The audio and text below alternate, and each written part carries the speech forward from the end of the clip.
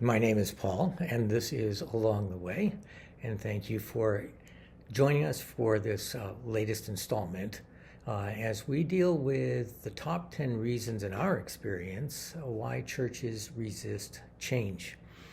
We're at number 6 today, and we're dealing with the whole business of apathy. If you are leading a church that's struggling with apathy, then you don't need any definition. You'll often hear people within your flock saying things like, I don't know why I come, where are we going as a church, just expressing that sense of hopelessness and that general atmosphere of low morale and malaise. So the question is, how can this church turn around, and how can such a church rediscover its calling and purpose?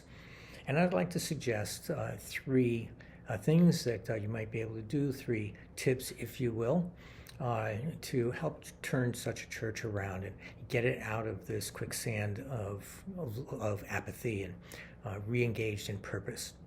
And that's our first point here is refocus on God's purpose.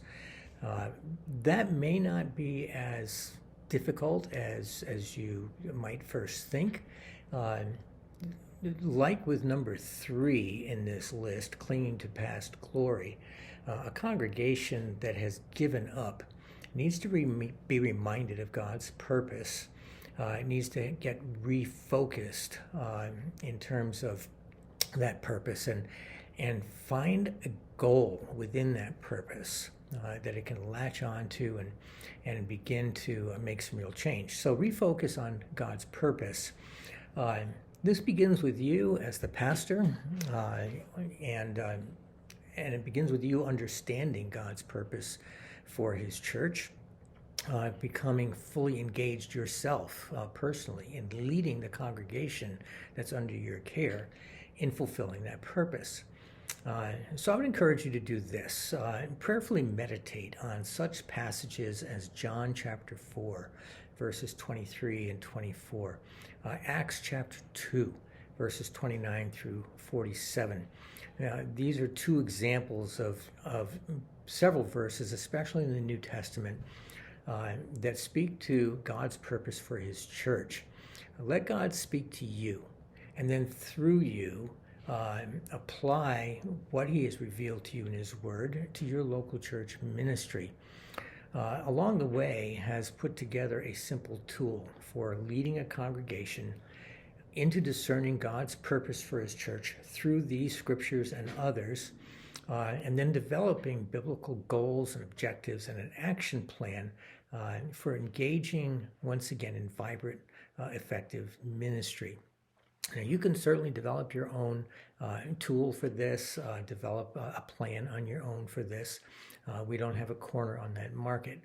But if this is a tool that you would like to be more familiar with, please contact us.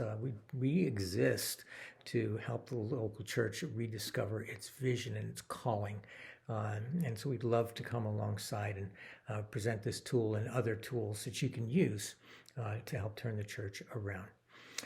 So refocus on purpose and do it through God's Word. Secondly, climb a hill together. Climbing a hill together is always so much easier when you have others going along with you. And when you do reach the top of that hill, it's so much more rewarding to share the joy with those who have accomplished it with you. This is true also in church turnaround, in church revitalization. In developing the goal and the action plan mentioned above and rediscovering your purpose, make sure that you have some small tasks that you can accomplish on your way to achieving that purpose. For example, if your goal is to develop a small group ministry, when you put together the very first one and you have identified where this group is going to meet and what it's going to do, and especially once it's actually had its first meeting, celebrate that. This is something that uh, you have accomplished towards the larger goal of reaching your community for Christ and becoming the disciple-making church God has called you to be. Uh, Lots of things can take place within that small group ministry to help push the larger church onto its larger goal. So, so climb the hill together. Bring your church body into awareness of what God is doing, both in terms of the planning of this small group and then the actual establishment of this small group.